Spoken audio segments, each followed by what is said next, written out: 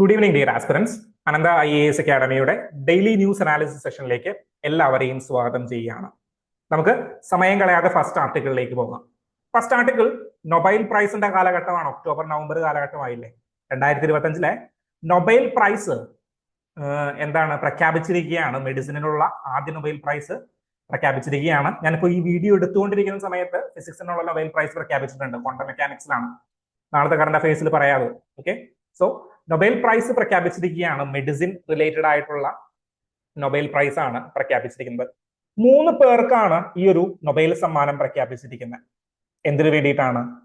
Auto immune ഡെഫിഷ്യൻസിയുമായി, auto immune ഡിസീസുമായി ബന്ധപ്പെട്ടിട്ടുള്ള ജീനുകളെ കണ്ടെത്തിയത് അല്ലെങ്കിൽ സെല്ലുകളെ കണ്ടെത്തിയതുമായി ബന്ധപ്പെട്ടിട്ടാണ് ഈ ഒരു മെഡിസിനിലുള്ള നൊബേൽ പ്രൈസ് പ്രഖ്യാപിച്ചിരിക്കുന്നത്. സോ പേരുകൾക്കപ്പുറം 3 പേരുകളുടെയും പേരുകൾ പാഠം പഠിക്കുന്ന ഒരു എക്സാമിനേഷൻ അല്ല ഇത്. പകരം എന്താണ് ഈ പ്രോസസ്സ് എന്ന് നമ്മൾ ഒന്ന് ഡീറ്റെയിൽ ആയിട്ട് അനലൈസ് ചെയ്യാൻ പോവുകയാണ്. ഓക്കെ, സോ അതാണ് ഫസ്റ്റ് ആർട്ടിക്കിൾ ആയിട്ട് ഞാൻ ഇവിടെ ചൂസ് ചെയ്തിരിക്കുന്നത്. നമ്മുടെ എഡിറ്റോറിയലിലെ 2ാമത്തെ എഡിറ്റോറിയലാണ്. Okay, so Mary Brunkow and Fred Ramsdell and Shimon Sakaguchi, ഇങ്ങനെ 3 പേർക്കാണ്. ആരൊക്കെയാണ് ഇവരെന്ന് എനിക്ക് അറിയാൻ പാടില്ല. അപ്പോൾ പേരുകൾ അങ്ങോട്ട് മാറ്റി വെച്ചേക്കുക. ഓർമ്മയിൽ ഒരു പേരുണ്ടായി കഴിഞ്ഞ് കഴിഞ്ഞാൽ PSCയുടെ ആൻസർ റൈറ്റിങ്ങുകൾ, PSCയുടെ ചോദ്യം ചോദിച്ചു കഴിഞ്ഞാൽ ചിലപ്പോൾ 1 മാർക്ക് കിട്ടാൻ സാധ്യതയുണ്ട്. When we go for UPSC നമ്മൾ എന്ത് ചെയ്യണം? എന്താണ് ഇവർ കണ്ടുപിടിച്ചത്? പേരുകളേക്കാൾ പ്രധാനം എന്താണ് ഇവർ കണ്ടുപിടിച്ചത്? എന്താണ് ഇവർ കണ്ടുപിടിച്ച കാര്യങ്ങൾ? അതായത് ഇമ്മ്യൂൺ സിസ്റ്റവുമായി ബന്ധപ്പെട്ട എന്തോ പ്രധാനപ്പെട്ട ഒരു കാര്യം കണ്ടുപിടിച്ചു. അതിനാണ് നൊബേൽ സമ്മാനം കൊടുത്തിരിക്കുന്നത്. എന്താണ് immune system? Basically immune system എന്ന് പറഞ്ഞു കഴിഞ്ഞാൽ നമ്മളുടെ ബോഡിയിലേക്ക് ഒരു ഫോറിൻ പാർട്ടിക്കിൾ കയറി അതിനെ തുരത്തുന്നതിന് വേണ്ടിയിട്ട് നമ്മൾ ചെയ്യുന്ന, നമ്മളുടെ ബോഡി എടുക്കുന്ന റെസിസ്റ്റീവ് മെക്കാനിസത്തിനെയാണ് നമ്മൾ ഇമ്മ്യൂൺ സിസ്റ്റം എന്ന് വിളിക്കുന്നത്. ഫോർ എക്സാമ്പിൾ, ഒരു വൈറസ് നമ്മളുടെ ബോഡിയിലേക്ക് കയറി. വൈറസിനെ തുരത്താനായിട്ട് നമ്മൾ എന്ത് ചെയ്യും? പനി എന്ന് പറയുന്ന, ഫീവർ എന്ന് പറയുന്ന ബോഡി ചൂടാക്കും. അല്ലെങ്കിൽ നമ്മളുടെ ലിംഫോസൈറ്റുകൾ എന്ത് ചെയ്യും? വൈറ്റ് ബ്ലഡ് സെൽസുകൾ പ്രധാനമായിട്ടും എന്തിനെ? ഈ ഫോറിൻ കമോഡിറ്റി അല്ലെങ്കിൽ ഫോറിൻ പാർട്ടിക്കിൾസിനെ തുരത്തുന്നതിന് വേണ്ടിയിട്ട് പല പ്രക്രിയകളും ചെയ്യും. അല്ലെ? ഒരു പനി വരുന്നു, ഒരു വൈറസ് വരുന്നു, ഒരു ബാക്ടീരിയൽ ഇൻഫെക്ഷൻ വരുന്നു, നമ്മൾ പനി വരുന്നു, അല്ലെങ്കിൽ വേറെ കാര്യങ്ങൾ ചെയ്യുന്നു. അങ്ങനെ ഈ ഒരു ഇമ്മ്യൂൺ സിസ്റ്റം പ്രവർത്തിച്ചുകൊണ്ട് എന്ത് ചെയ്യും? നമ്മളുടെ ഫോറിൻ പാർട്ടിക്കിൾസിനെ ഇവിടുന്ന് പുറത്താക്കും. അതാണ് നോർമലി നമ്മൾ ചെയ്തു വരുന്ന കാര്യങ്ങൾ. ഓക്കെ, സോ അതിനെയാണ് നമ്മുടെ ഇമ്മ്യൂൺ സിസ്റ്റം എന്ന് പറയുന്നത്. അതിന് ഡിഫറെന്റ് ഓർഗൻസ് ഉണ്ടെന്ന് നമ്മൾ പഴയ NCERT ക്ലാസ്സുകളിൽ പഠിച്ചിട്ടുണ്ട്. 7ലും 8ാം ക്ലാസ്സിലെയും ടെക്സ്റ്റ് ബുക്കുകളിൽ പഠിച്ചിട്ടുണ്ട്. എന്തൊക്കെയാണത്? 1, ലിംഫോസൈറ്റുകൾ അല്ലെങ്കിൽ വൈറ്റ് ബ്ലഡ് സെൽസ് എന്ന് നമ്മൾ അറിയപ്പെടുന്ന കാര്യങ്ങൾ. വൈറ്റ് ബ്ലഡ് സെൽസ് എന്ത് ചെയ്യുന്നു? ഈ ഇമ്മ്യൂൺ സിസ്റ്റത്തിനെ ഹെൽപ്പ് ചെയ്യുന്ന കാര്യങ്ങളാണ്. ഇമ്മ്യൂൺ സിസ്റ്റം വർക്ക് ചെയ്യുന്നതിന് വേണ്ടിയിട്ട് ഉപയോഗിക്കുന്ന എന്താണ്? വൈറ്റ് ബ്ലഡ് സെൽസുകളാണ്. അതിൽ എന്തൊക്കെയുണ്ട്? B ലിംഫോസൈറ്റുകൾ ഉണ്ട്, T ലിംഫോസൈറ്റുകൾ ഉണ്ട്. തയാമസിന്റെ ഉള്ളിൽ ക്രിയേറ്റ് ചെയ്യുന്ന ലിംഫോസൈറ്റുകളെ T ലിംഫോസൈറ്റുകൾ എന്നൊക്കെ നമ്മൾ വിളിക്കുന്നു. ഇതെല്ലാം ഇമ്മ്യൂൺ സിസ്റ്റത്തിനെ ഹെൽപ്പ് ചെയ്യുന്ന കാര്യങ്ങളാണ്. എന്നാൽ ഓട്ടോ ഇമ്മ്യൂൺ സിസ്റ്റം എന്ന് പറഞ്ഞു കഴിഞ്ഞാൽ എന്താണ്? ഓട്ടോ ഇമ്മ്യൂൺ സിസ്റ്റം പലപ്പോഴും ഫോറിൻ പാർട്ടിക്കിൾ ആണെന്ന് തെറ്റിദ്ധരിച്ചുകൊണ്ട് പലപ്പോഴും ഈ ലിംഫോസൈറ്റുകൾ ആക്ട് ചെയ്യും. ലിംഫോസൈറ്റുകൾ മാത്രമല്ല, വൈറ്റ് ബ്ലഡ് സെൽസുകൾ, പല സെല്ലുകൾ ഉണ്ടല്ലോ അതിൽ, ഇത് ആക്ട് ചെയ്യും.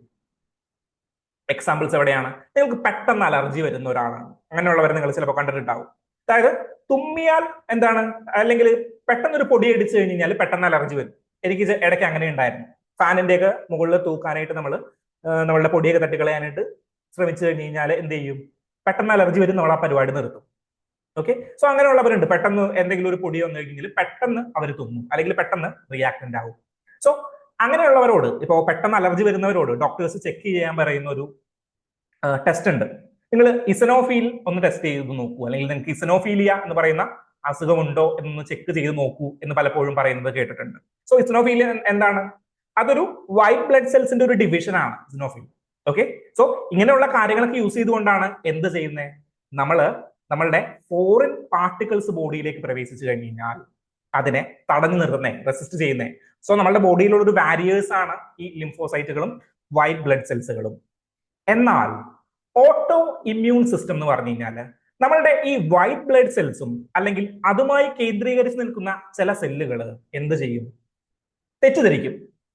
ഇവൻ ഒരു ഫോറിൻ ബോഡിയാണ് എന്ന് തെറ്റിദ്ധരിച്ചുകൊണ്ട് നമ്മളുടെ ഉള്ളിലുള്ള നമ്മളുടെ ഉള്ളിലുള്ള നല്ല സെല്ലുകളെ, അതായത് ബാക്ടീരിയ അല്ല, വൈറസ് അല്ല, എന്നാൽ നമ്മളുടെ ഉള്ളിലുള്ള ഒറിജിനൽ സെല്ലുകളെ ഇവന്മാർ പോയി അറ്റാക്ക് ചെയ്യും.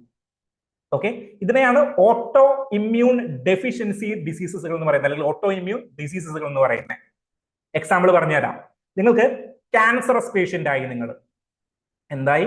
ക്യാൻസറസ് പേഷ്യന്റ് ആയി. ക്യാൻസർ ബാധിച്ചിരിക്കുന്ന അവയവങ്ങൾ നിങ്ങൾ റേഡിയേഷൻ ചെയ്യാന്ന് വിചാരിക്കും. അതായത് നിങ്ങൾ റേഡിയേഷൻ ചെയ്തു, ബ്ലഡ് ക്യാൻസർ പോലെയുള്ള അസുഖങ്ങൾ വന്ന് നിങ്ങൾ റേഡിയേഷനിൽ പോയി കഴിഞ്ഞാൽ നിങ്ങൾ എന്താ ചെയ്യുന്നത്? നിങ്ങളുടെ ക്യാൻസർ അവയവങ്ങളെ മാത്രമാണോ, അല്ലെങ്കിൽ ക്യാൻസറസ് സെല്ലുകളെ മാത്രമാണോ നിങ്ങൾ കരിയിച്ച് കളയുന്നത്? ഇല്ല. റേഡിയേഷൻ പോകുന്ന മിക്ക സെല്ലുകളും, അല്ലെങ്കിൽ ക്യാൻസറിന്റെ മരുന്ന് കുത്തിവെക്കുമ്പോൾ അത് പോകുന്ന മിക്ക സെല്ലുകളും ഡാമേജ്ഡ് ആയി പോകും. അതുകൊണ്ടാണ് നമുക്ക് മുടി കൊഴിയുന്നത്, നമ്മളുടെ എന്താണ് കൗണ്ടുകൾ കുറയുന്നത്, അങ്ങനെ ഡിഫറെന്റ് കാര്യങ്ങൾ സംഭവിക്കും. സോ നമ്മൾ കടത്തിവിടുന്ന ക്യാൻസർ ഓർഗനിന് അല്ലെങ്കിൽ ക്യാൻസർ സെല്ലുകൾക്ക് എന്തില്ല? ഫോറിൻ ബോഡി ആണോ അല്ലെങ്കിൽ നമ്മളുടെ ഓൺ സെല്ലാണോ എന്ന് തിരിച്ചറിയാനായിട്ടുള്ള കെൽപ്പില്ല. പുറത്തു നിന്ന് നമ്മൾ കയറ്റിവിടുന്ന ക്യാൻസറിന്റെ മരുന്നിന് ഇത് ഫോറിൻ ബോഡിയാണ്, ഓ ക്യാൻസറസ് സെല്ലാണ്, അവനെ പോയി അടിച്ചു കഴിഞ്ഞാൽ അവന് മാത്രമേ വേദനിക്കുള്ളൂ, നമ്മളുടെ ആശാന് വേദനിക്കില്ല എന്ന് ഇതിന് തിരിച്ചറിയാനായിട്ട് പറ്റുന്നില്ല. ഇത് എല്ലാവരെയും പോയിട്ട് അങ്ങോട്ട് അറ്റാക്ക് ചെയ്യും. പക്ഷേ നമ്മളുടെ ശരീരത്തിലുള്ള ലിംഫോസൈറ്റുകൾക്ക് എന്തറിയാം? ഫോറിൻ പാർട്ടീസിനെ അറിയാം, ഫോറിൻ അല്ലാത്ത പാർട്ടീസ് നമ്മളുടെ ശരീരങ്ങൾക്ക് അറിയാം. പക്ഷേ ചില സന്ദർഭങ്ങളിൽ എന്ത് ചെയ്യും? ഇത് എഗെയിൻസ്റ്റ് ആയിട്ട് അറ്റാക്ക് ചെയ്യും. അതായത് കൂട്ടത്തിലുള്ളവനെ തന്നെ ഈ ലിംഫോസൈറ്റുകളൊക്കെ പോയിട്ട് അറ്റാക്ക് ചെയ്തിട്ട് അങ്ങോട്ട് നശിപ്പിച്ച് കളയും. ഇതിനെയാണ് ഓട്ടോ ഇമ്മ്യൂൺ ഡിസീസസുകൾ എന്ന് പറയുന്നത്. ഓക്കെ, ഇത് എങ്ങനെയാണ് വരുന്നത്? അതായത് നമ്മളുടെ കൂട്ടത്തിലുള്ളവനെ തല്ലാൻ ഇവൻ ആരാണ് എന്നൊരു ചോദ്യം ഈ 3 സയന്റിസ്റ്റുകളും ചോദിച്ചു. അപ്പോ ഇവർക്കൊരു കാര്യം മനസ്സിലായി. ഈ ഇമ്മ്യൂൺ സിസ്റ്റത്തിനെ ഡിസൈൻ ചെയ്യുന്ന അല്ലെങ്കിൽ ഇമ്മ്യൂൺ സിസ്റ്റത്തിനെ വർക്ക് ചെയ്യുന്ന ചില പ്രത്യേക സെല്ലുകളുണ്ട്. എന്താണ്? ഇമ്മ്യൂൺ സിസ്റ്റത്തിന് വർക്ക് ചെയ്യുന്ന ചില പ്രത്യേക സെല്ലുകളുണ്ട്. ആ സെല്ലുകളെ ഇവരൊരു പേര് വിളിച്ചു, ടി സെൽസ്. എന്താണ്? T cells. എന്ത് സെല്ലാണ്? T cells or Tregs cells. TREGS, Tregs cells. T cells or Tregs cells. Then ഇങ്ങനെയുള്ള ടി സെല്ലുകളില്, സെല്ലുകൾ എന്ന് പറഞ്ഞു കഴിഞ്ഞാൽ എന്താണ്? DNA ആണ്. 2 RNA മോളിക്യൂൾസ് ചേരുന്ന ഒരു DNA, deoxy റൈബോ nucleic acid. Okay, so ഈ DNA ചില സ്പെസിഫിക് ആയിട്ടുള്ള എന്താണ് ആട്രിബ്യൂട്ട്സ് അല്ലെങ്കിൽ ചില സ്പെസിഫിക് ആയിട്ടുള്ള ക്യാരക്ടറിസ്റ്റിക്സ് DNAs ഫോം ചെയ്യും, അല്ലെങ്കിൽ DNAs പ്രദർശിപ്പിക്കും നമുക്കറിയാം. അങ്ങനെ ടി സെല്ലുകളെ ഫോം ചെയ്യുന്ന DNAസിനെ അല്ലെങ്കിൽ അതിന്റെ ജീനിനെ എന്ത് വിളിച്ചു? നമ്മള് FOXP3 എന്ന് ഇവര് പേര് കൊടുത്ത് വിളിച്ചു. നമ്മളൊരു കുട്ടപ്പൻ എന്നൊക്കെ വിളിക്കുന്ന പോലെ ഇവരെന്ത് വിളിച്ചു? ഈ DNA FOXP3 DNAs അല്ലെങ്കിൽ ജീനുകൾ എന്ന് പറഞ്ഞു. ഇപ്പൊ 2 കാര്യങ്ങൾ പഠിച്ചല്ലോ. ടി സെൽസ് ഇവർ ഡിസ്കവർ ചെയ്തു. എന്തിനു വേണ്ടിയിട്ടാണ്? ഓട്ടോ ഇമ്മ്യൂൺ സിസ്റ്റത്തിനെ റെഗുലേറ്റ് ചെയ്യുന്ന എന്തോ ഒരു സാധനം. അതായത് സ്വന്തം കുടുംബത്തിൽ കയറിയിട്ട്, ഇവന്മാര് നമ്മളുടെ ഫോറിൻ ബോഡി ഒന്നുമല്ല, സ്വന്തം സെല്ലുകളെ തന്നെ അടിക്കാനായിട്ട് കാരണപ്പെടുന്ന എന്തോ ഒരു സാധനം നമ്മളുടെ ബോഡിയിലുണ്ട്. അതിനെ അവരെന്ത് വിളിച്ചു? ടി സെല്ലുകൾ എന്ന് വിളിച്ചു. അതിനെ ജീൻ ചെയ്യുന്ന അല്ലെങ്കിൽ അതിനെ കോഡിഫൈ ചെയ്യുന്ന ജീനുകളുണ്ട്. അതിനെ എന്താ അവർ വിളിച്ചേ? FOXP3 എന്ന് വിളിച്ചു. ഈ 2 കണ്ടെത്തലുകളും നടത്തിയതിനാണ് ആർക്ക്? ഈ 3 പേർക്കും നമ്മളുടെ മെഡിസിനിലുള്ള നൊബേൽ നൽകപ്പെട്ടിരിക്കുന്നത്. ഓക്കെ, എന്താണ്? മനുഷ്യരാശിക്ക് ഗുണമുള്ള ഒരു കാര്യത്തിനാണല്ലോ നമ്മൾ നോർമലി എന്ത് കൊടുക്കുക? നൊബേൽ സമ്മാനം കൊടുക്കുക. എന്നാൽ ഇതെങ്ങനെ മനുഷ്യരാശിക്ക് ഗുണമാവും? ഫോർ എക്സാമ്പിൾ, നിങ്ങൾ ഒരു കിഡ്നി ട്രാൻസ്പ്ലാന്റ് ചെയ്യുകയാണ്. അതായത് മറ്റൊരു മനുഷ്യ ശരീരത്തിലുള്ള ഒരു കിഡ്നി നമ്മളുടെ ശരീരത്തിലേക്ക് എടുക്കുന്നു. കിഡ്നി ഒരു ഫോറിൻ പാർട്ടിക്കിൾ ആണോ അല്ലെങ്കിൽ ഫോറിൻ ഒബ്ജക്റ്റ് ആണോ? എന്റെ മനുഷ്യ ശരീരത്തെ സംബന്ധിച്ചിടത്തോളം കിഡ്നി ഒരു ഫോറിൻ ഒബ്ജക്റ്റ് ആണ്, അല്ലെ? അപ്പോ എന്റെ ബോഡിയിലുള്ള വൈറ്റ് ബ്ലഡ് സെൽസുകൾ ആദ്യമായിട്ട് വെക്കുന്ന ഈ കിഡ്നിയെ അറ്റാക്ക് ചെയ്യാനായിട്ടുള്ള സാധ്യതയുണ്ടോ? അല്ലെങ്കിൽ ഹേർട്ട് ഞാൻ ട്രാൻസ്പ്ലാന്റ് ചെയ്യുകയാണ്, ആ ഹേർട്ടിനെ അറ്റാക്ക് ചെയ്യാനായിട്ടുള്ള സാധ്യതയുണ്ടോ? അറ്റാക്ക് ചെയ്യാനായിട്ടുള്ള സാധ്യതയുണ്ട്. അങ്ങനെ ഒരു അവസരത്തിൽ നമുക്ക് ഈ ടി സെല്ലുകളെ, ട്രെക്സ് സെല്ലുകളെ കൺട്രോൾ ചെയ്യാൻ പറ്റിക്കഴിഞ്ഞു കഴിഞ്ഞാൽ നമ്മളുടെ കിഡ്നി ട്രാൻസ്പ്ലാന്റേഷന്റെ ഫെയിലിയേഴ്സിനെ കുറച്ചു കൊണ്ടുവരാം. നമ്മളുടെ ഹൃദയമാറ്റ ശസ്ത്രക്രിയകളിലെ ഫെയിലിയേഴ്സിനെ കുറച്ചു കൊണ്ടുവന്നൂടെ? സോ ഇങ്ങനെയുള്ള ട്രാൻസ്പ്ലാന്റേഷനുകളിൽ ഫെയിലിയേഴ്സ് വരാനായിട്ട് പല കാരണങ്ങൾ ഉണ്ടാകും. അതിലൊരു കാരണമായിരിക്കും ചിലപ്പോൾ സ്വന്തമായിട്ടുള്ള ഈ ബോഡിയെ അല്ലെങ്കിൽ ഒരു ഫോറിൻ പാർട്ടിക്കിൾ ആണെന്ന് കണ്ടെത്തിയിട്ട് അല്ലെങ്കിൽ ഫോറിൻ പാർട്ടിക്കിൾ ആണെന്ന് തെറ്റിദ്ധരിച്ചിട്ട് ഈ പറയുന്ന ടി സെല്ലുകൾ വിടുന്ന നമ്മളുടെ സെല്ലുകൾ എന്ത് ചെയ്യും? അറ്റാക്ക് ചെയ്യും. സോ ഈ ടി സെൽസിനെ റെഗുലേറ്റ് ചെയ്യാൻ പറ്റിക്കഴിഞ്ഞ് കഴിഞ്ഞാൽ എന്ത് പറ്റും? നമ്മളുടെ ഇപ്പൊ കിഡ്നി ട്രാൻസ്പ്ലാന്റേഷൻ, അതുപോലെ ക്യാൻസറസ് ട്രീറ്റ്മെന്റ് അല്ലെങ്കിൽ ക്യാൻസറിന്റെ ട്രീറ്റ്മെന്റുകൾക്ക് ടാർഗറ്റഡ് ആയിട്ട് എന്ത് ചെയ്യാനായിട്ട് പറ്റും? അറ്റാക്ക് ചെയ്യാനായിട്ട് പറ്റും. മനസ്സിലായോ? സോ നമ്മൾ കുത്തിവെക്കുന്ന നമ്മളുടെ മരുന്നുകളിൽ എന്ത് ചെയ്യും? ടി സെൽസിനെ റെഗുലേറ്റ് ചെയ്യാൻ പറ്റുന്ന മോളിക്യൂളുകൾ അടങ്ങുന്ന മരുന്നുകൾ നമ്മൾ കണ്ടെത്തി കഴിഞ്ഞു കഴിഞ്ഞാൽ ക്യാൻസറസ് എന്ന് പറയുന്നത് പാരസെറ്റമോളിന് മരുന്ന് കഴിക്കുന്ന രീതിയിലേക്ക് മാറ്റാനായിട്ട് പറ്റുമോ? അല്ലെങ്കിൽ മുടി കൊഴിച്ചിലില്ല, നമ്മളുടെ ടി സെല്ലുകളെ റെഗുലേറ്റ് ചെയ്തുകൊണ്ട് ക്യാൻസറസ് ആയിട്ടുള്ള സെല്ലുകളിലേക്ക് മാത്രം എത്തിച്ചുകൊണ്ട് മരുന്ന് എത്തിച്ചുകൊണ്ട് അതിനെ നശിപ്പിച്ച് കളയുന്ന രീതിയിലേക്ക് മാറ്റി കഴിഞ്ഞു കഴിഞ്ഞാൽ ക്യാൻസറിന്റെ വെല്ലുവിളികൾ കുറയ്ക്കാനായിട്ട് സാധിക്കുമോ? നമ്മളുടെ എന്താണ് ഓർഗൻ ട്രാൻസ്പ്ലാന്റേഷന്റെ വെല്ലുവിളികളെ കുറയ്ക്കാനായിട്ട് സാധിക്കുമോ? കുറയ്ക്കാനായിട്ട് സാധിക്കും. സോ ആ ഒരു കണ്ടുപിടുത്തത്തിനാണ് നമ്മളുടെ എന്ത് ചെയ്തത്? ഈ ഒരു നൊബേൽ സമ്മാനം കൊടുത്തിരിക്കുന്നത്. സോ നമ്മളുടെ GS3 ബയോടെക്നോളജിയുമായി ബന്ധപ്പെട്ടിട്ട് മെയിൻസ് ആൻസർ റൈറ്റിംഗിലൊക്കെ എഴുതുമ്പോൾ അടുത്ത വർഷം കൃത്യമായിട്ട് എഴുതേണ്ട സാധനങ്ങളാണ് ആര്? Treks cells and FOXP3. FOXP3 വേണമെങ്കിൽ പ്രിലിംസിൽ ക്വസ്റ്റൻ ആയിക്കൂടെ? FOXP3 recently seen in news is related to newly active volcano in എവിടെയാണ്? സൗത്ത് ആഫ്രിക്ക ആണോ? അല്ല. ദെൻ എന്താണ്? ന്യൂലി ഫോംഡ് നെബുല ആണോ? അല്ല. ജീനുമായി ബന്ധപ്പെട്ട, എന്തുമായി ബന്ധപ്പെട്ട? Autoimmune deficiency genes, autoimmune deficiency regulating genes in humans, അതാണ് കറക്റ്റ് ആയിട്ടുള്ള answer. Okay, so autoimmune deficiency regulating genes അല്ല, അതായത് നമ്മുടെ ഓട്ടോ ഇമ്മ്യൂൺ സിസ്റ്റത്തെ റെഗുലേറ്റ് ചെയ്യുന്ന ജീൻസ്. ഓക്കെ, സോ FOXP3 കേട്ടിരിക്കുക, ഒന്ന് ഓർമ്മയിൽ ഉണ്ടായിരിക്കണം. ചിലപ്പോ ക്വസ്റ്റൻ ആകാനായിട്ടുള്ള സാധ്യതകൾ ഉണ്ട് മെയിൻസ് ആൻസർ റൈറ്റിംഗുകളിൽ. മെയിൻസ് എഴുതുമ്പോൾ ഇതൊരു എക്സാമ്പിൾ ആയിട്ട് കോട്ട് ചെയ്യണം. ബയോടെക്നോളജിയിൽ ഈ വർഷം എന്ത് കിട്ടിയത്? നമ്മളുടെ നൊബേൽ സമ്മാനം കിട്ടിയത്. വേണമെങ്കിൽ ആ പേരൊക്കെ ഒന്ന് പഠിച്ചു വെച്ച് കഴിഞ്ഞാൽ പേരൊക്കെ ഒന്ന് എഴുതാം. Mary Brunkow, Fred Ramsdell and Shimon Sakaguchi. ഈ ഷിമോൺ സക്കാഗൂച്ചിയാണ് ഈ ഒരു ട്രെക് സെൽസിനെ, ടി സെൽസിനെ ഐഡന്റിഫൈ ചെയ്യുന്നതിൽ പ്രധാനപ്പെട്ട പങ്ക് വഹിച്ച ഒരാളാണ് ഈ ഷിമോൺ സക്കാഗൂച്ചി. സോ ഇതാണ് നമ്മളുടെ ഫസ്റ്റ് ഡിസ്കഷൻ, നമ്മളുടെ ജീൻ എഡിറ്റിംഗുമായി ബന്ധപ്പെട്ട്, ജീൻ എഡിറ്റിംഗ് അല്ല, നമ്മളുടെ ഓട്ടോ ഇമ്മ്യൂൺ സിസ്റ്റവുമായി ബന്ധപ്പെട്ടിട്ടുള്ള ഒരു ഡിസ്കഷൻ. ജീൻ എഡിറ്റിംഗ് മുന്നേ ചോദിച്ചിട്ടുണ്ട്, പ്രിലിംസിൽ ചോദിച്ചിട്ടുണ്ട്, മെയിൻസിൽ ചോദിച്ചിട്ടുണ്ട്. ഓർക്കുന്നുണ്ടോ? പ്രിലിംസിൽ കാർട്ട് സി സെൽ ടെക്നോളജി എന്തുമായി ബന്ധപ്പെട്ടിരിക്കുന്നു, അല്ലെങ്കിൽ ജീനിനെ എഡിറ്റ് ചെയ്യാനായിട്ടുള്ള സിസേഴ്സിന്റെ പേരെന്താണ്? ഇതെല്ലാം പ്രിലിംസിൽ ചോദിച്ചിട്ടുള്ള ചോദ്യമാണ്, മെയിൻസിന് സ്ഥിരമായിട്ട് ചോദിക്കുന്ന ചോദ്യങ്ങളാണ്. സോ അവിടെയെല്ലാം യൂസ്ഫുൾ ആകും.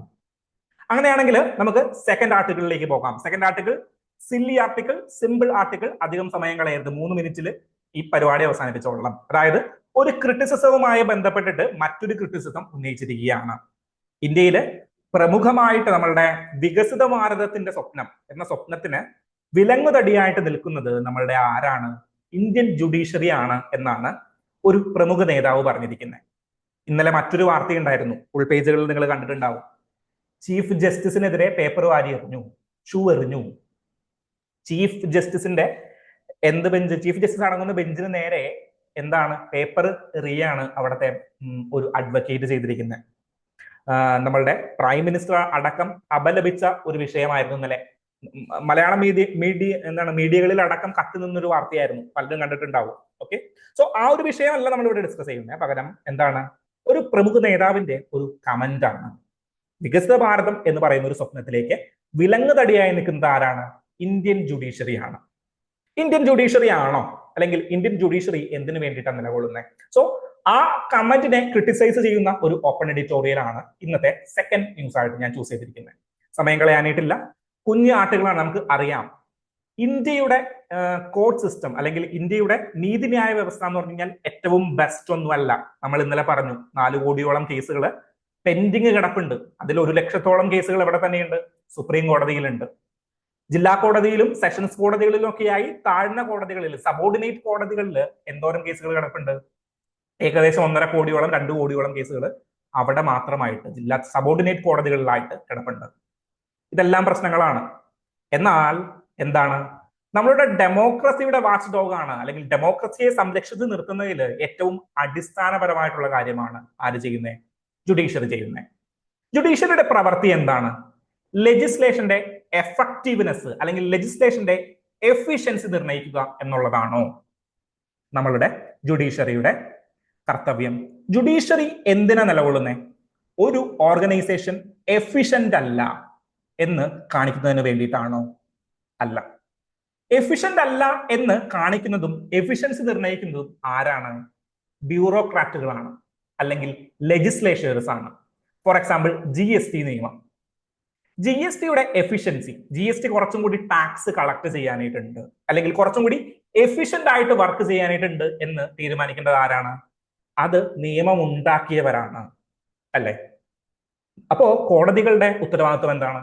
കോടതികളുടെ ഉത്തരവാദിത്വം സിംപ്ലി അതിന്റെ ജസ്റ്റിസ് ഉറപ്പാക്കുക, നീതിക്ക് വേണ്ടി നിലകൊള്ളുക. GSTയിൽ തട്ടിപ്പുകൾ നടന്നു, രണ്ട് കക്ഷികൾ തമ്മിൽ പ്രശ്നങ്ങളുണ്ട്, അവിടെ കോടതി ഇടപെടും.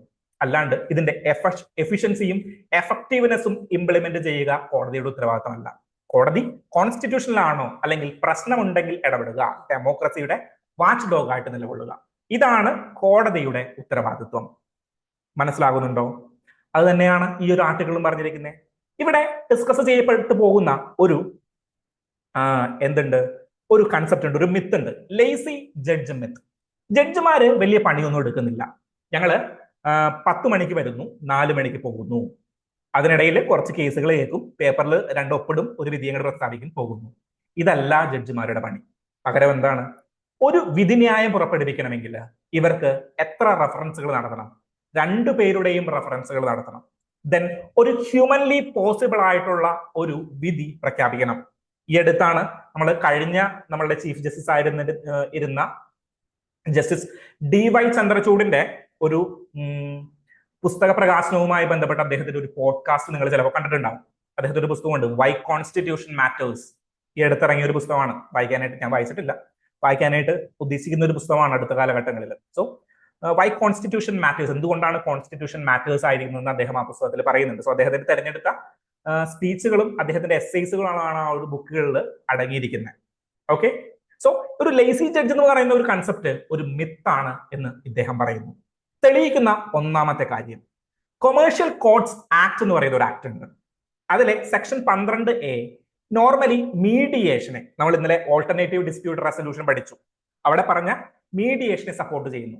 പക്ഷേ അതത്ര എഫക്റ്റീവ് ആയിട്ടല്ല മഹാരാഷ്ട്ര അടക്കമുള്ള സംസ്ഥാനങ്ങളിൽ വർക്ക് ചെയ്യുന്നത്. ഓക്കെ, സോ മീഡിയേഷനെ ആക്ട് ലെജിസ്ലേറ്റ് ചെയ്യുന്നുണ്ടെങ്കിലും അതിന്റെ എഫക്റ്റീവ്നെസ് ഇല്ല. പക്ഷേ ഈ എഫക്റ്റീവ്നെസ് ആരുടെ ഉത്തരവാദിത്തമാണ്? കോർട്ടിന്റെ ഉത്തരവാദിത്തമാണോ? അല്ല, പകരം അത് ഗവൺമെന്റിന്റെ, ലെജിസ്ലേറ്ററിന്റെ ഉത്തരവാദിത്തമാണ്. ഓക്കെ, സോ അതാണ് എന്റെ ഫസ്റ്റ് പോയിന്റ്. എന്താണ്? എഫിഷ്യൻസി അളക്കാനായിട്ടുള്ള ഉപകരണമല്ല നമ്മളുടെ കോടതികൾ. രണ്ടാമത്തെ പോയിന്റ്, കോടതികളിലാണല്ലോ ഏറ്റവും കേസുകൾ കെട്ടിക്കിടക്കുന്നത്. ട്രിബ്യൂണലുകളിൽ ഇല്ലാത്ത കേസുകൾ കോടതിയിൽ കെട്ടിക്കിടപ്പുണ്ട് 4 കോടിയോളം. ഇതിൽ 60% കേസുകളും സ്റ്റേറ്റ് ഗവൺമെന്റ് കൊടുത്തിരിക്കുന്ന കേസുകളാണ്, അല്ലെങ്കിൽ സ്റ്റേറ്റ് ഗവൺമെന്റിന് എതിരായിട്ടുള്ള കേസുകളാണ്. Which means government of India is the biggest litigant. Government of India ആണ് ബിഗസ്റ്റ് ലിറ്റിഗന്റ്. 60% കേസുകളും എന്താണ്? State government. ഇപ്പോ ഇന്റർസ്റ്റേറ്റ് വാട്ടർ ഡിസ്പ്യൂട്ടുമായി ബന്ധപ്പെട്ട കേസുകൾ, അല്ലെങ്കിൽ RN രവി ഗവർണർക്കെതിരെ കേസ് കൊടുത്ത കേസുകൾ, ഇങ്ങനെ ഗവൺമെന്റ് പരസ്പരം അങ്ങോട്ട് കേസുകൾ കൊടുക്കുകയാണ്. ഗവൺമെന്റും ദേവസ്വം ബോർഡും കേസ്. അങ്ങനെ കേരളത്തിൽ നോക്കിക്കഴിഞ്ഞ് കഴിഞ്ഞാൽ നമ്മൾ ഒരു പത്രം വായിച്ചു കഴിഞ്ഞാൽ അതിൽ ഡിഫറന്റ് കേസുകൾ ഉണ്ടാകും. ഇതെല്ലാം ഗവൺമെന്റ് എടുത്തിരിക്കുന്ന കേസുകളാണ്. സോ ഗവൺമെന്റ് വികസിത ഭാരതം എന്ന് പറയുന്ന ഒരു സ്വപ്നത്തിലേക്ക് പോകുമ്പോൾ ഗവൺമെന്റിന്റെ ഈ കേസുകളൊക്കെ ഒന്ന് റെഗുലേറ്റ് ചെയ്ത് കഴിഞ്ഞാൽ അപ്പീൽ 40% റൊട്ടീൻ അപ്പീലാണ്. വിച്ച് മീൻസ് കേരള ഹൈക്കോടതി ഒരു വിധി പ്രഖ്യാപിക്കുന്നു, നേരെ അടുത്ത ദിവസം അതിനെതിരെ ഹൈക്കോടതിയിലേക്ക് അപ്പീൽ പോകുന്നു, അതിന്റെ ന്യായം അന്യായം നോക്കാണ്ട്. ഓക്കെ, സോ ഇങ്ങനെയൊക്കെ കൊണ്ടാണ് നമ്മളുടെ കേസുകളുടെ എണ്ണം കൂടുന്നത് എന്നാണ് ഇവിടെ പറയുന്നത്. സോ എന്താണ് ശരിക്കും ജുഡീഷ്യറിയുടെ ഉദ്ദേശം? ഡെമോക്രസീസ് ഗാർഡിയൻ, അതായത് ഡെമോക്രസിയെ ഗാർഡ് ചെയ്യുന്ന ഒരാളാണ് നമ്മളുടെ ജുഡീഷ്യറി, അല്ലാണ്ട് എഫിഷ്യൻസി ഉറപ്പാക്കുന്ന ഒരു യന്ത്രമല്ല. ഓക്കെ, സോ ആ ഒരു ഡിസ്കഷൻ ആണ് ഇവിടെ നമ്മൾ ഡീറ്റെയിൽ ആയിട്ട് ഈ ഒരു ആർട്ടിക്കിളിൽ ഡിസ്കസ് ചെയ്തിട്ടുണ്ടായിരുന്നത്. സോ ഡീറ്റെയിൽ ആയിട്ട് പോകേണ്ട ഫാക്ച്വൽ ഇൻഫോർമേഷൻസ് ഈ ഒരു ഡിസ്കഷനിൽ, ഈ ഒരു ആർട്ടിക്കിളിൽ കുറവായിരുന്നു. ദെൻ മൂന്നാമത്തെ ആർട്ടിക്കിളിലേക്ക് നമുക്ക് പോകാം. എന്താണ്? Reforming passive euthanasia in India. എന്താണ് യുത്തനേഷ്യ എന്ന് പറഞ്ഞു കഴിഞ്ഞാൽ? ദയാവധം അല്ലെങ്കിൽ മേഴ്സി കില്ലിംഗ് എന്ന് നിങ്ങൾ കേട്ടിട്ടുണ്ട്. അതിനെയാണ് യുത്തനേഷ്യ എന്ന് വിളിക്കുന്നത്. എന്താണ് യുത്തനേഷ്യ? അതായത് എനിക്ക് ജീവിക്കേണ്ട എൻ്റെ എല്ലാ പ്രാരാബ്ധങ്ങളും ജീവിതത്തിന്റെ ലക്ഷ്യങ്ങളെല്ലാം അവസാനിച്ചു കഴിഞ്ഞു കഴിഞ്ഞാൽ എന്താണ് എനിക്ക് എന്ത് ചെയ്യാനായിട്ട് പറ്റും? എനിക്ക് വേണമെങ്കിൽ മരിക്കാനായിട്ടുള്ള അവകാശം ഉണ്ടോ?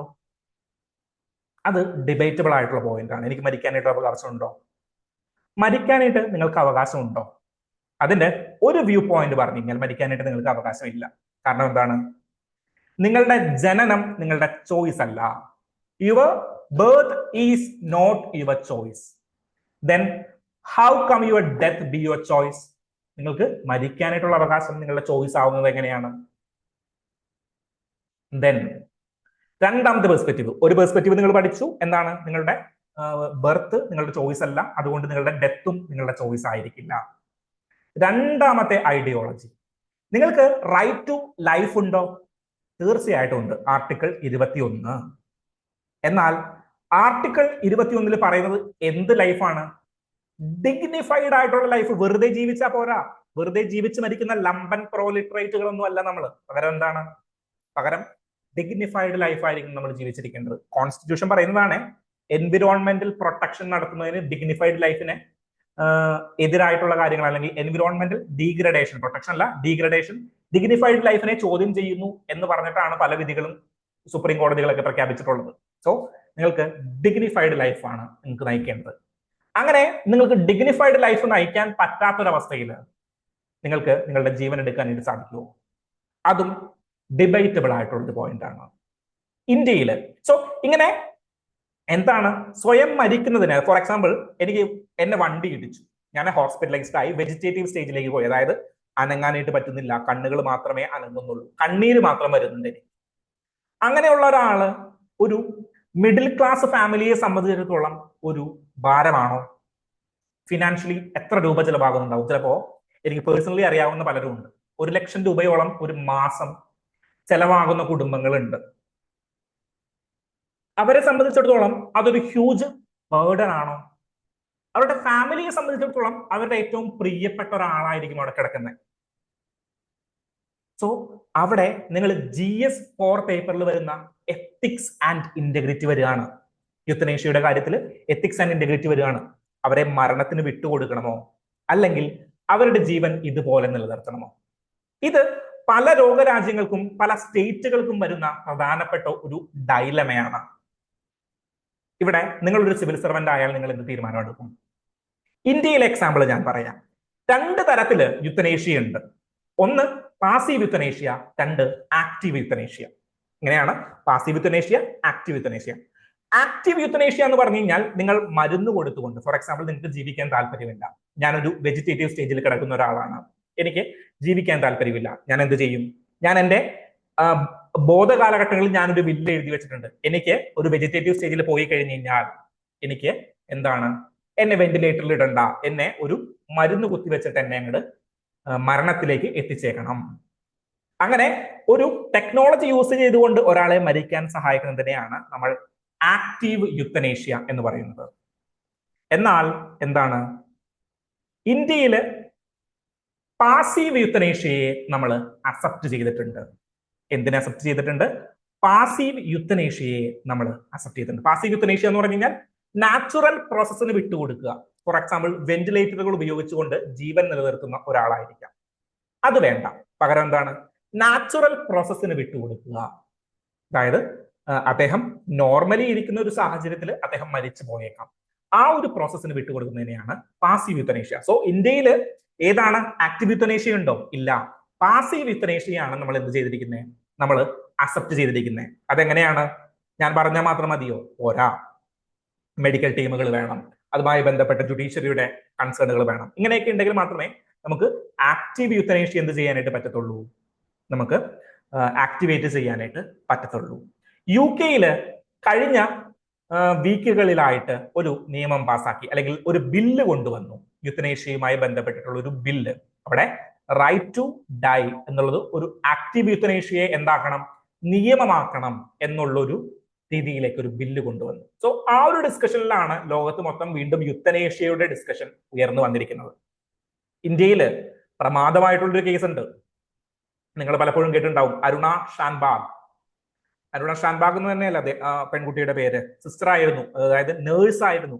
ഹോസ്പിറ്റലിൽ വെച്ചിട്ട് ബ്രൂട്ടലായിട്ട് റേപ്പ് ചെയ്യപ്പെടുകയും എന്താ പറ്റിയേ, ഹോസ്പിറ്റലൈസ്ഡ് ആവുകയും വെജിറ്റേറ്റീവ് സ്റ്റേജിൽ കിടക്കുകയും ചെയ്തു. 12 വർഷത്തോളം വെജിറ്റേറ്റീവ് സ്റ്റേജിൽ കിടക്കുന്ന ഒരു നേഴ്സ് ആയിരുന്നു, ബ്രൂട്ടലി റേപ്പ് ചെയ്തുകൊണ്ട്. ഈ പെൺകുട്ടിയെ ചികിത്സിച്ച ഡോക്ടർ ഈ ആക്റ്റീവ് യൂത്തനേഷ്യ വേണമോ അല്ലെങ്കിൽ ഈ പാസീവ് യൂത്തനേഷ്യ വേണമോ വേണ്ടയോ എന്നുള്ള കേസിൽ Aruna Shanbaug versus Union of India case എഴുതി വെച്ചോ. മെയിൻസ് ആൻസർ റൈറ്റിംഗിൽ എഴുതാം, Aruna Shanbaug versus Union of India case. ഈ കേസിലാണ് പാസീവ് യൂത്തനേഷ്യയെ നമ്മളുടെ എന്താണ് ലീഗലൈസ് ചെയ്യുന്നത്, ഇന്ത്യയിൽ ലീഗലൈസ് ചെയ്യുന്ന കേസാണ് Aruna Shanbaug versus Union of India case. അതില് ഈ ഒരു ഡോക്ടറുടെയൊക്കെ ഒരു കുറിപ്പുകളൊക്കെ ഉണ്ട്. അതായത് ഈ ഹോസ്പിറ്റലിൽ എന്ത് പ്രവർത്തി ചെയ്തു കഴിഞ്ഞാലും, അതായത് ഈ പെൺകുട്ടി അവരുടെ ഒരു കൊളീഗ് ആയിരുന്നല്ലോ, ഈ പെൺകുട്ടി ആ ഹോസ്പിറ്റലിൽ തന്നെയാണ് അഡ്മിറ്റ് ആയിരിക്കുന്നത്. ഒരു മുറിയിൽ പെൺകുട്ടിയെ അടച്ചു ഇരുന്നു. സോ ഹോസ്പിറ്റലിലുള്ള ഡോക്ടർമാർക്ക് എന്ത് സന്തോഷം വന്നു കഴിഞ്ഞാലും, എന്ത് സങ്കടം വന്നു കഴിഞ്ഞാലും, ബർത്ത്ഡേ വന്നു കഴിഞ്ഞാലും ഈ മുറിയിലേക്ക് അവർ പോകും. ഇവർ ഈ അരുണയോട് കാര്യങ്ങൾ പറയും, ഈ പെൺകുട്ടിയോട് കാര്യങ്ങൾ പറയും, വിഷമങ്ങൾ പറയും. എല്ലാം കേട്ട് കഴിയുമ്പോൾ ഈ പെൺകുട്ടി ഒന്ന് കണ്ണ് നനയിച്ച് കാണിക്കും. അല്ലെങ്കിൽ ഈ പെൺകുട്ടിയുടെ റിഫ്ലക്സ് എന്ന് പറയുന്നത് ഈ കണ്ണിലെ കണ്ണുനീര് മാത്രമാണ്. അപ്പോ ചികിത്സിച്ച ഡോക്ടറോട് ചോദിക്കുന്നുണ്ട്, സമയം കുറവായതുകൊണ്ട് ചുരുക്കി പറയാം, ചികിത്സിച്ച ഡോക്ടറോട് ചോദിക്കുന്നുണ്ട്, എന്താണ് നിങ്ങൾ ഈ പാസീവ് യൂത്തനേഷ്യയെ സപ്പോർട്ട് ചെയ്യുന്നുണ്ടോ? ഡോക്ടർ പറയുന്ന ഒരു കാര്യമുണ്ട്, എനിക്കറിയില്ല, പകരം എന്താണ് ഞാൻ പലപ്പോഴും ഈ പെൺകുട്ടിയോട് സംസാരിക്കുമ്പോൾ ഈ പെൺകുട്ടി കണ്ണനക്കി കാണിക്കുന്നുണ്ട്, അല്ലെങ്കിൽ കണ്ണിൽ നിന്ന് കണ്ണുനീര് പൊഴിച്ച് കാണിക്കുന്നുണ്ട്. അത് അവളുടെ ജീവിക്കാനുള്ള അവകാശമായിട്ട് എനിക്ക് പലപ്പോഴും തോന്നിയിട്ടുണ്ട്. സോ അങ്ങനെ ബെഡ് റിഡൻ ആയിട്ട് കിടക്കുന്ന ഒരാളെ സംബന്ധിച്ചിടത്തോളം അദ്ദേഹത്തിന് ആ സ്റ്റേജിൽ ജീവിക്കണമെന്ന് അദ്ദേഹത്തിന് തോന്നുന്നുണ്ടെങ്കിൽ എനിക്ക് അദ്ദേഹത്തെ ആക്റ്റീവ് യൂത്തനേഷ്യ, മേഴ്സി കില്ലിംഗ് കൊണ്ട് തടയാനായിട്ട് സാധിക്കുമോ? സോ ഈ ഒരു ഡയലമ എവിടെയുണ്ട്? സ്റ്റേറ്റുകൾക്കുണ്ട്, ബ്യൂറോക്രസിക്കുണ്ട്, ലെജിസ്ലേറ്റേഴ്സിനുണ്ട്. യുത്തനേഷ്യ എന്ന് പറയുന്ന ഒരു നിയമം പാസ്സാക്കുമ്പോൾ, യുത്തനേഷ്യ റിലേറ്റഡ് ആയിട്ട് ഒരു നിയമം പാസ്സാക്കുമ്പോൾ. സോ എന്നാലും നമ്മളുടെ Aruna Shanbaug versus Union of India കേസിൽ നമ്മൾ പാസീവ് യുത്തനേഷ്യ അക്സെപ്റ്റ് ചെയ്തു, അല്ലെങ്കിൽ പാസീവ് യുത്തനേഷ്യയെ സപ്പോർട്ട് ചെയ്തുകൊണ്ടാണ് കോടതികൾ നിലപാടെടുത്തത്. സോ ഇമ്പോർട്ടന്റ് ആയിട്ട് ഓർത്തിരിക്കുക, എന്താണ് അരുണ ഷാൻബാഗിനെ കുറിച്ചുള്ള വീഡിയോകൾ നിന്ന് നോക്കി കഴിഞ്ഞാൽ കാണാൻ പറ്റും. ഒരുപാട് വീഡിയോസ് ഇതുമായി ബന്ധപ്പെട്ടിട്ട് യൂട്യൂബിലൊക്കെ അവൈലബിൾ ആണ്. സമയം ഉണ്ടെങ്കിൽ ഒന്ന് കണ്ടു നോക്കുക. സമയം കുറവാണ്, അതിലേക്കൊന്നും പോകാൻ നിൽക്കണ്ട. ഓക്കെ, പ്രിലിംസ് പഠിക്കുക, മെയിൻസ് പഠിക്കുക, ഓപ്ഷനിൽ പഠിക്കുക, അടച്ചു വെക്കുക, കിടന്നുറങ്ങുക, പിറ്റേ ദിവസം ഇത് തന്നെ റിപ്പീറ്റ് ചെയ്യുക. ഒക്ടോബർ ആയി, എവിടെയാണ് നമ്മൾ ഇപ്പൊ നിൽക്കുന്നത്? 230 ദിവസം പ്രിലിംസിന്, 230 ദിവസം. ഇനി പഠിച്ചില്ലെങ്കിൽ നിങ്ങൾക്ക് കയ്യിൽ കിട്ടുന്ന അവസരം ഇനി അടുത്ത വർഷത്തേക്ക് പഠിക്കാൻ നടക്കില്ല. സോ ഈ അവസരങ്ങൾ കൃത്യമായിട്ട് യൂട്ടിലൈസ് ചെയ്യുക. അങ്ങനെയാണെങ്കിൽ നമുക്ക് നെക്സ്റ്റ് ആർട്ടിക്കിളിലേക്ക് പോകാം. സമയത്തിന്റെ ഒരു പരിമിതി ഉണ്ട്. So next article is related to alienation of affection. ഇത് നമ്മളുടെ എന്താണ് സിവിൽ നിയമങ്ങളുമായി ബന്ധപ്പെട്ട്, പെർട്ടിക്കുലർലി ഫാമിലി കോഡ്സുമായി ബന്ധപ്പെട്ടിട്ടുള്ള ഒരു ഡോക്ട്രൈൻ ആണ്. എന്താണ് ഈ doctrine? For example, extra marital റിലേഷൻസിൽ വരുന്നു, എക്സ്ട്രാ മാരിറ്റൽ റിലേഷൻസിലേക്ക് വരുന്നു. എക്സ്ട്രാ മാരിറ്റൽ റിലേഷനിൽ നിങ്ങൾ ഒരു അഡൾട്ടറി എന്ന് പറഞ്ഞു കഴിഞ്ഞാൽ മലയാളം എന്താണ്? വ്യഭിചാരം. അഡൾട്ടറി ഇന്ത്യൻ നിയമത്തില് ശിക്ഷാർഹമാണോ? അഡൾട്ടറി ഇന്ത്യൻ നിയമത്തില് ക്രിമിനൽ നിയമമല്ല. അതായത് നിങ്ങൾ അഡൾട്ടറി പ്രാക്ടീസ് ചെയ്തു കഴിഞ്ഞു കഴിഞ്ഞാൽ നിങ്ങളെ ജയിലിൽ കൊണ്ടുപോയിട്ടിടാനായിട്ട് വകുപ്പുകളില്ല. വകുപ്പുകൾ ഉണ്ടായിരുന്നു. സെക്ഷൻ 497 IPC പ്രകാരം അഡൾട്ടറി, വ്യഭിചാരം എന്തായിരുന്നു? ഒരു ക്രിമിനൽ കുറ്റമായിരുന്നു. ഓക്കെ, എന്നാൽ the famous and the landmark judgment called the Joseph Stein versus Union of India case. ഏതാണ്? The Joseph Stein versus Union of India case എന്ത് ചെയ്തു? അഡൾട്ടറിയെ ഒരു ക്രിമിനൽ റോങ്ങിൽ നിന്ന് സിവിൽ റോങ് ആയിട്ട് മാറ്റി. അതെങ്ങനെയാണ് ക്രിമിനൽ റോങ്ങിൽ നിന്ന് സിവിൽ റോങ് ആയിട്ട് മാറുന്നത്? അതായത് സിവിൽ നിയമങ്ങളുമായി ബന്ധപ്പെട്ട്, ഫോർ എക്സാമ്പിൾ ഡിവോഴ്സ്, മാരേജ് എന്ന് പറയുന്ന ഒരു കോൺട്രാക്ട്, ഹിന്ദു മാരേജ് ആക്ടിൽ പെടുന്ന ഒരു കോൺട്രാക്റ്റിൽ നിങ്ങൾ ഏർപ്പെട്ട് കഴിയുമ്പോൾ അതുമായി ബന്ധപ്പെട്ട വിഷയങ്ങളെയാണ് നമ്മൾ സിവിൽ നിയമങ്ങൾ എന്ന് പറയുന്നത്. യൂണിഫൈഡ് സിവിൽ കോഡ്, സിവിൽ നിയമങ്ങളുമായി ബന്ധപ്പെട്ട എല്ലാ കാര്യങ്ങളും യൂണിഫൈ ചെയ്യുന്നതിനെയാണ് യൂണിഫൈഡ് സിവിൽ കോഡ് എന്ന് നമ്മൾ വിളിക്കുന്നത്. അതിനെ എന്താ ചെയ്യുന്നത്? സോ അഡൾട്ടറി എന്ന് പറയുന്ന ക്രിമിനൽ റോങ്ങിനെ നമ്മൾ സിവിൽ റോങ് ആയിട്ട് കൺവേർട്ട് ചെയ്തു. ഏതില്? Joseph Shine versus Union of India കേസിൽ എന്ന് 2018 17 ആണ്. എന്റെ ഓർമ്മ ശരിയാണെങ്കിൽ 2018 ഈ ഒരു കേസ് വരുന്നത്. ഓക്കെ, സോ അപ്പൊ അതൊരു സിവിൽ റോങ് ആണ്. ഫോർ എക്സാമ്പിൾ, നിങ്ങൾ കോടതിയിൽ നിങ്ങളുടെ ഡൈവോഴ്സ് പെറ്റീഷൻ ഫയൽ ചെയ്യുകയാണ്. അങ്ങനെയാണെങ്കിൽ നിങ്ങൾക്ക് അഡൾട്ടറി കാരണമാണ്, അഡൾട്ടറി ഒരു കാരണമായിട്ട് നമുക്ക് എന്ത് ചെയ്യാൻ പറ്റും, ഡൈവോഴ്സ് പെറ്റീഷനിൽ കാണിക്കാൻ പറ്റും. പക്ഷേ ഇങ്ങനെ അഡൾട്ടറിക്ക് പോയി, അല്ലെങ്കിൽ ഭർത്താവ് അഡൾട്ടറി ചെയ്തു, വ്യഭിചാരം ചെയ്തു എന്നതുകൊണ്ട് അവർക്കെതിരെ ക്രിമിനൽ കേസ് എടുക്കാൻ പറ്റുമോ? ഇല്ല. Then what is this alienation of affection? Alienation of affection എന്ന് പറഞ്ഞു കഴിഞ്ഞാൽ അതൊരു ഡോക്ട്രൈൻ ആണ്, ഒരു ലോ ഡോക്ട്രൈൻ ആണ്. അതിലെന്താ പറയുന്നത്? ഫോർ എക്സാമ്പിൾ, ഒരു എക്സ്ട്രാ മാരിറ്റൽ റിലേഷൻ ഉണ്ടായി. ഈ എക്സ്ട്രാ മാരിറ്റൽ റിലേഷൻ ഉണ്ടാകുമ്പോൾ ഒരു കുടുംബം അങ്ങോട്ട് തകരുക എന്ന് വിചാരിക്കാം. ഒരു ഭാര്യയും ഭർത്താവും ഉണ്ടായി, ഭർത്താവിന് ഒരു എക്സ്ട്രാ മാരിറ്റൽ റിലേഷൻ ഉണ്ട്, അല്ലെങ്കിൽ ഭാര്യയ്ക്ക് ഒരു എക്സ്ട്രാ മാരിറ്റൽ റിലേഷൻ ഉണ്ട്. ഇവരുടെ രണ്ടുപേരുടെയും കുടുംബം തകർന്ന് ശിഥിലമാവുകയാണ്. ഈ കുടുംബം തകരാനായിട്ടുള്ള ഒരു കാരണം ആരാണ്? നമ്മളുടെ ഈ തേർഡ് പാർട്ടി അല്ലേ? മൂന്നാമത് വന്ന സ്ത്രീയോ പുരുഷനോ അല്ലേ? ഇദ്ദേഹത്തിനെതിരെ കേസ് കൊടുക്കാനായിട്ട് പറ്റുമോ? ഇദ്ദേഹത്തിനെതിരെ എന്തെങ്കിലും നിയമ നടപടികൾ ക്രിയേറ്റ് ചെയ്യാനായിട്ട് പറ്റുമോ? അങ്ങനെ പറ്റും എന്ന് കാണിക്കുന്ന ഒരു ഡോക്ട്രൈൻ ആണ് ഈ doctrine of alienation of affection. So there is an affection between two people. അതായത് ഒരു കുടുംബത്തില് ഭാര്യയും ഭർത്താവും തമ്മിൽ അഫെക്ഷൻ ഉണ്ടായിരുന്നു.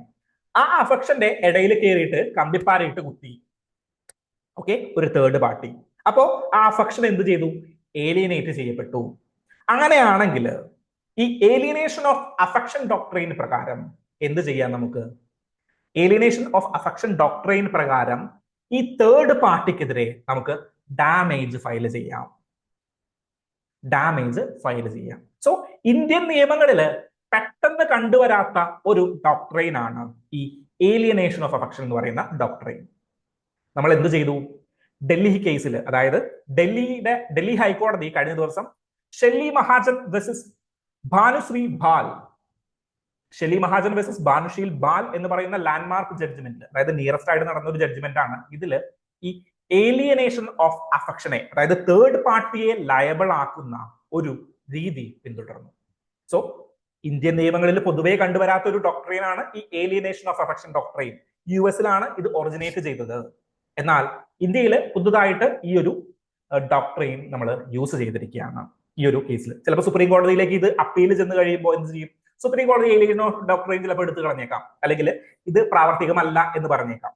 സോ അതിനുള്ള സാധ്യത കൂടിയുണ്ട്. സോ ഡൽഹി ഹൈക്കോടതിയുടെ ലാൻഡ്മാർക്ക് ജഡ്ജ്മെന്റിൽ ഏലിയനേഷൻ ഓഫ് അഫെക്ഷൻ എന്ന് പറയുന്ന ഒരു കാര്യം വന്നിട്ടുണ്ട് എന്ന് നിങ്ങളൊന്ന് ഓർത്തിരിക്കുക. US-ലാണ് ഇതിന്റെ ഒരു ഒറിജിൻ വരുന്നത്. എന്നാൽ കറന്റ്ലി അത്ര റെലവൻസ് ഇല്ലാത്തൊരു കാര്യമാണ്. കാരണം എന്താണ്? കാരണം ഇത് കണ്ടുപിടിക്കുക, അതായത് ഈ ഒരു പ്രോസസ്സിനെ ലീഗലൈസ് ചെയ്യുക എന്ന് പറയുന്നത് എന്താണ്? വലിയ തലവേദനയുള്ള കാര്യമാണ്. അതിലൊന്നാമത്തെ കാര്യം എന്ന് പറഞ്ഞാൽ ഇത് പ്രൂഫ് തെളിയിക്കണമല്ലോ. കോടതിക്ക് എന്താണ് വേണ്ടത്? പ്രൂഫാണ്. കോടതി ഏലിയനേഷൻ ഓഫ് അഫെക്ഷൻ ഉണ്ടോ എന്ന് തീരുമാനിക്കുന്നത് 3 കാര്യം നോക്കിയിട്ടാണ്. ഒന്ന്, രണ്ടാളുകൾക്കിടയിൽ എന്ത് വേണം? ജെനുവിൻ ലവ് ഉണ്ടായിരിക്കണം. എന്തുണ്ടായിരിക്കണം? ജെനുവിൻ ലവ് ഉണ്ടായിരിക്കണം.